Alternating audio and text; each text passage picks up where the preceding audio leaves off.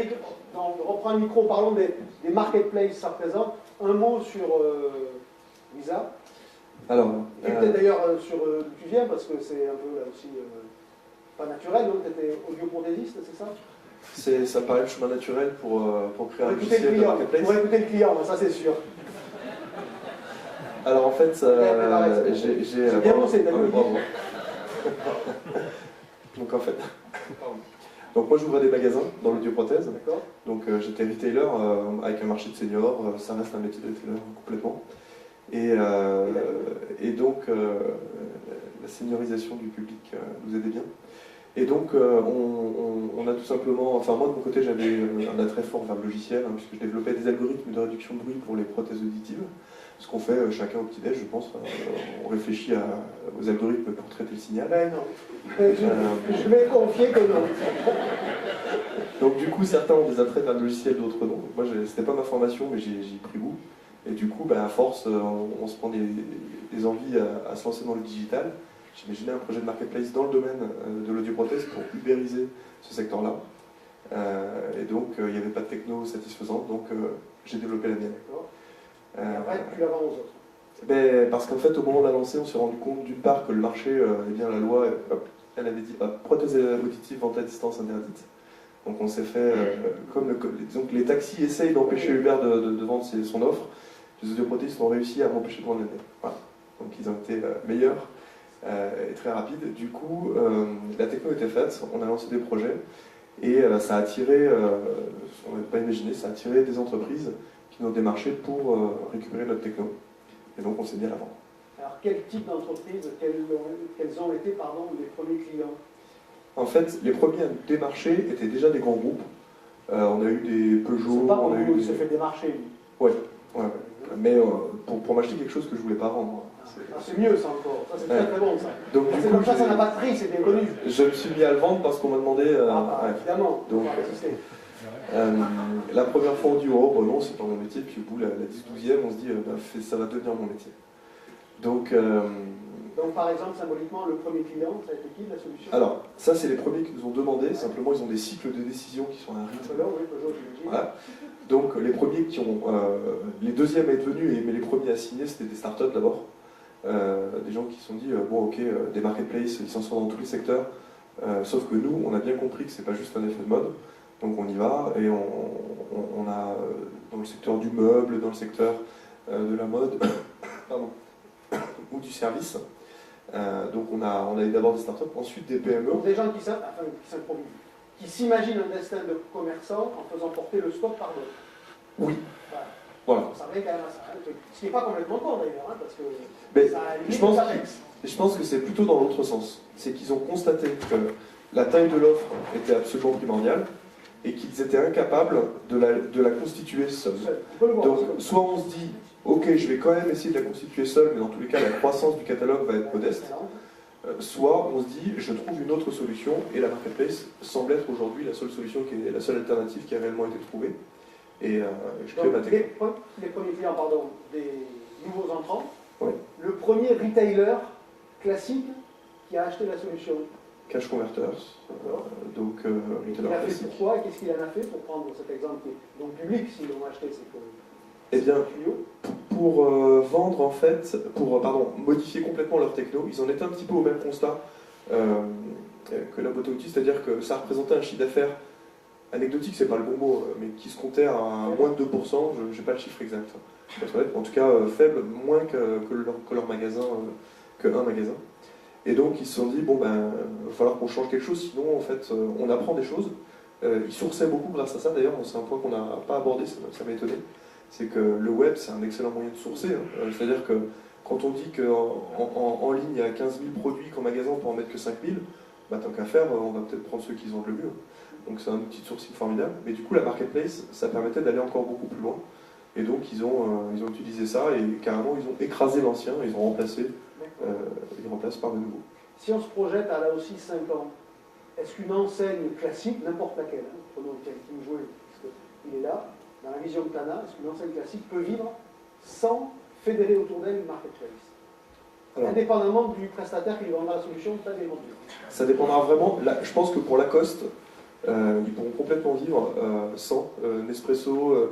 Disons que ceux qui ont une notoriété suffisante pour faire vivre leur marque, les oui. marques enseignes, en l'occurrence. Les marques enseignes pourront sans aucun doute vivre sans. Des revendeurs. Alors, quand je disais retailer, c'était des revendeurs. Alors, les retailers, à mon avis, à partir du moment, les revendeurs, à partir du moment où ils voudront exister face au marketplace, ça sera compliqué de ne pas en être une.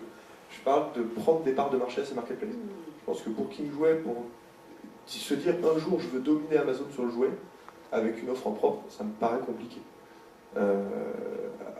Si on regarde bien sur chacune des segments, c'est indispensable qu'un retailer. Surtout sur les produits comparables. Surtout sur les produits comparables. Voilà.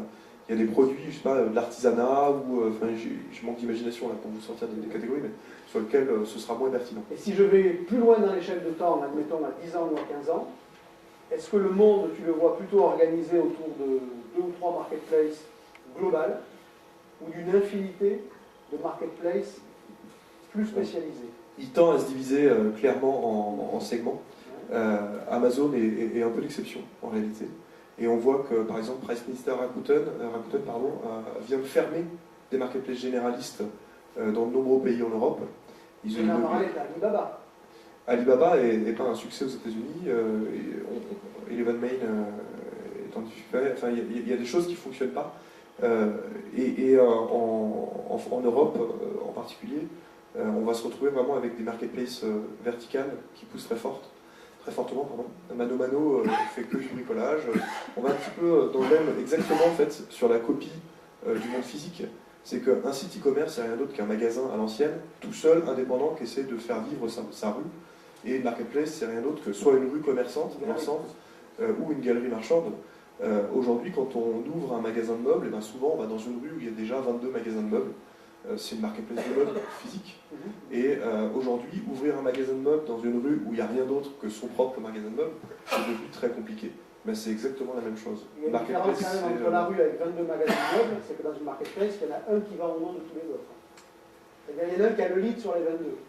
Il y a des vassaux et des seigneurs. Alors, pour la rue commerçante, oui. Quand on va au centre commercial de la Part-Dieu, on va à la Part-Dieu.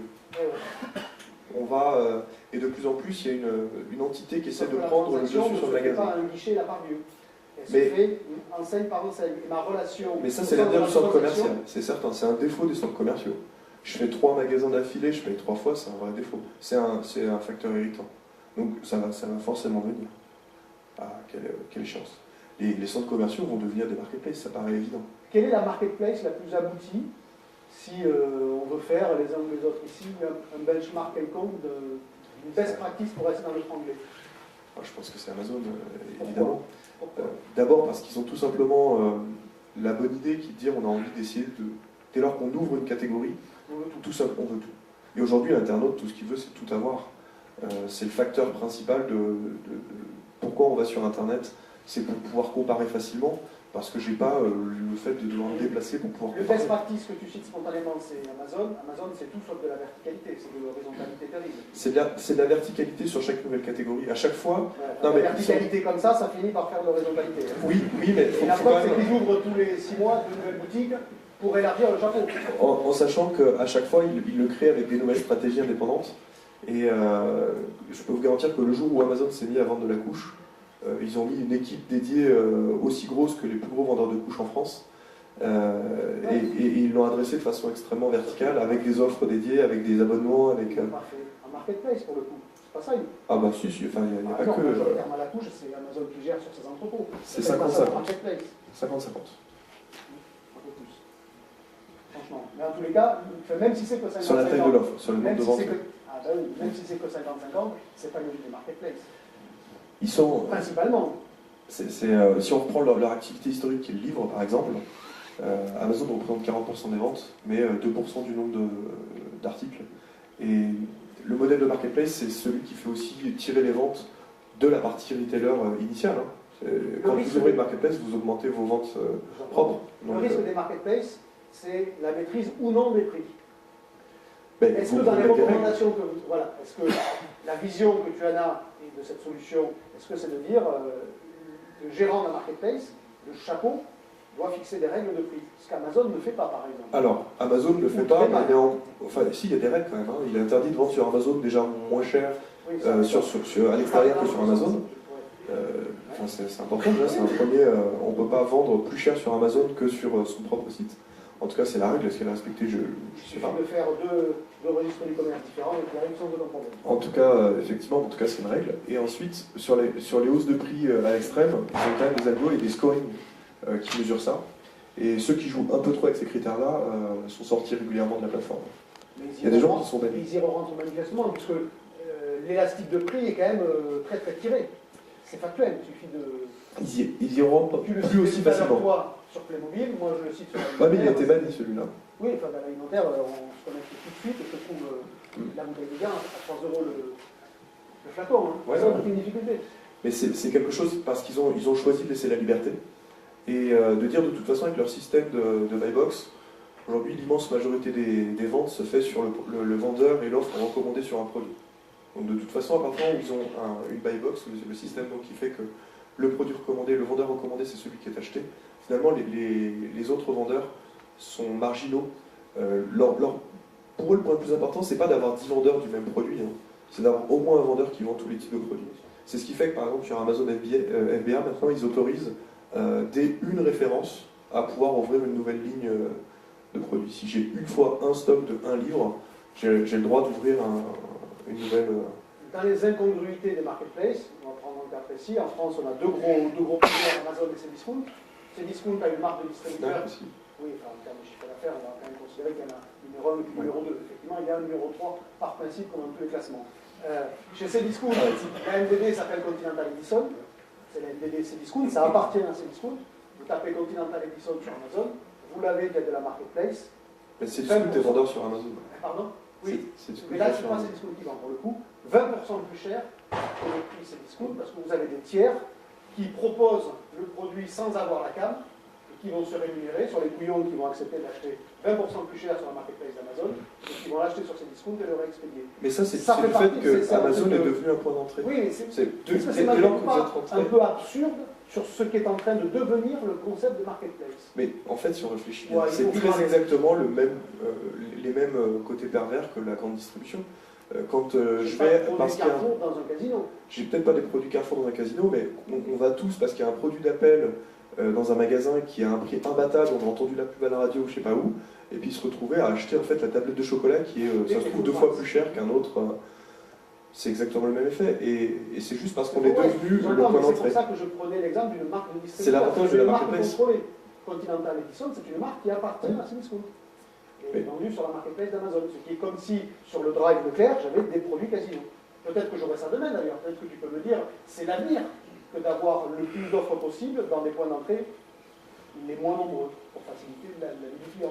Concrètement, c'est la plateforme qui réussira à avoir les produits Casino, les produits Leclerc, les produits Auchan, les produits qui deviendra la plateforme de référence, le point d'entrée. C'est là que je vais aller en tant que consommateur, et du coup, je vais devenir la fin, je vais pouvoir imposer ma position dominante aux autres, ma vision, je vais imposer peut-être des prix, je sais pas, Ça, c'est oui, une perspective forcément.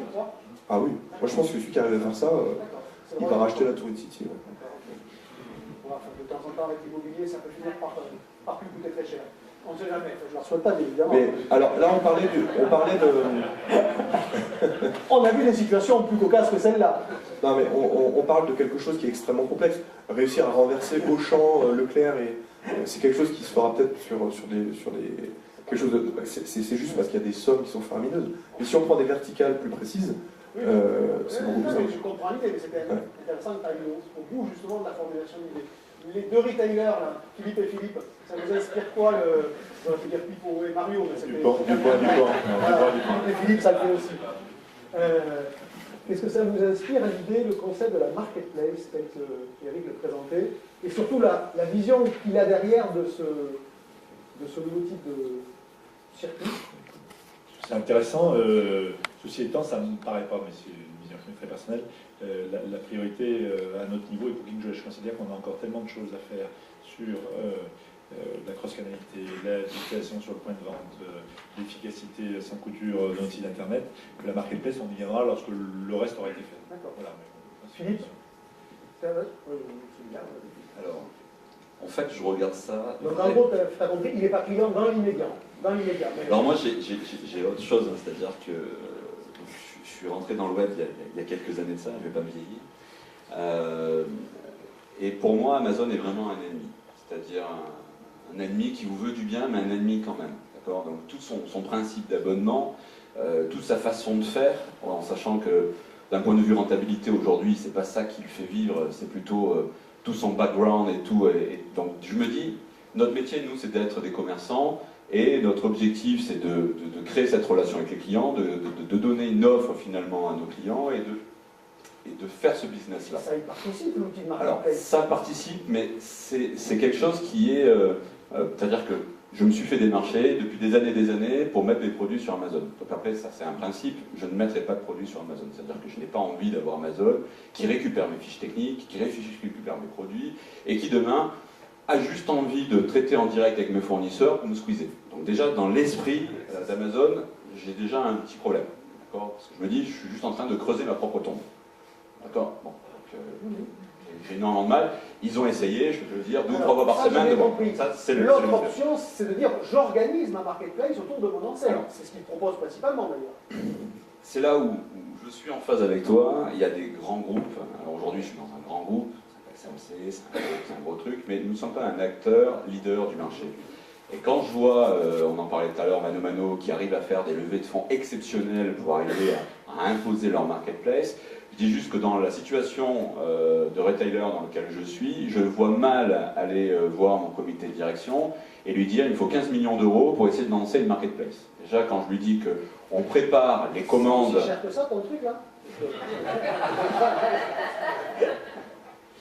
Quand je vois déjà nos magasins, quand la difficulté qu'on a à leur faire comprendre qu'ils doivent mettre des produits dans des rayons et après préparer des produits, les mettre dans des casiers pour que les clients viennent les chercher plus rapidement et que finalement je ne fais pas payer ce service-là, ça commence déjà à titiller. Donc si je leur dis en plus qu'il faut développer, et on le voit avec Mano, ils ont commencé à communiquer dans les journaux, sur la télé, ils ont eu des moyens qui leur permettent de faire plein de choses. Ce qui est intéressant, c'est que tu ne réponds pas sur le principe de la marketplace, tu réponds sur les handicaps que tu as identifiés pour éventuellement y aller. C'est pas grave, mais c'est intéressant de voir comment aujourd'hui vous analysez dans ta boîte la situation. Alors voilà, ça va être cher, compliqué, et déjà on a du mal avec le reste, donc c'est pas la priorité. Alors c'est une pseudo-priorité, c'est-à-dire que pour moi la marketplace c'est un peu la même chose qu'on a dans nos enseignes par rapport aux autres distributeurs.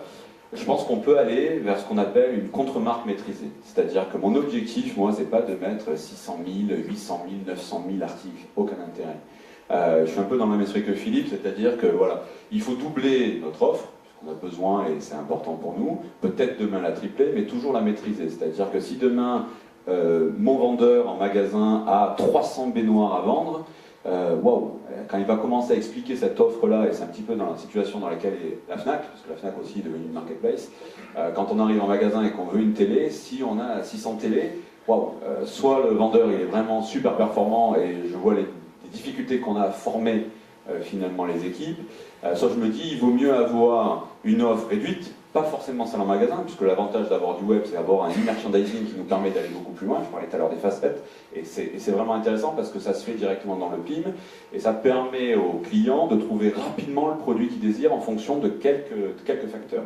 Donc ça pour moi c'est vraiment l'important, et de pouvoir avoir un vendeur qui propose toute cette offre. C'est-à-dire pas aller sur des références énormes, mais aller sur une contre-marque maîtrisée qui me permet d'assurer... Il n'y a pas de jugement dans ce que je vais dire, mais c'est intéressant de voir la différence de construction mentale entre quelqu'un qui est certes venu de la tech dans le retail et des startups qui viennent te voir en disant « moi je veux construire l'offre la plus large possible, ton outil va me permettre d'y arriver ». En fait, on voit bien, sans savoir qui a raison, qui a tort, parce que de toute façon, seule l'histoire le dira, mais il n'y a pas la même construction mentale derrière. Vas-y, Eric. Et puis après, question. Ceux qui viennent nous voir, en fait, c'est typiquement les gens qui vont fonder Mano. Et d'une part, et ensuite les entreprises qui se sont rendues compte qu'il y a un Mano qui intervient. Mais attention, on ne s'en mêle pas des boîtes qui ont levé des fonds ou qui ont fondu des plombs, il y en a aussi quand même beaucoup. C'est pas parce qu'on a levé du pognon qu'on va le garder. Mais ça s'est passé quand même dans l'autre sens. Hein. Ils ont levé des fonds après avoir montré des choses. C'était déjà en général, oui, significativement. En France, oui. C'est pas pour autant que c'est automatique derrière. Ils étaient déjà leaders sur le secteur.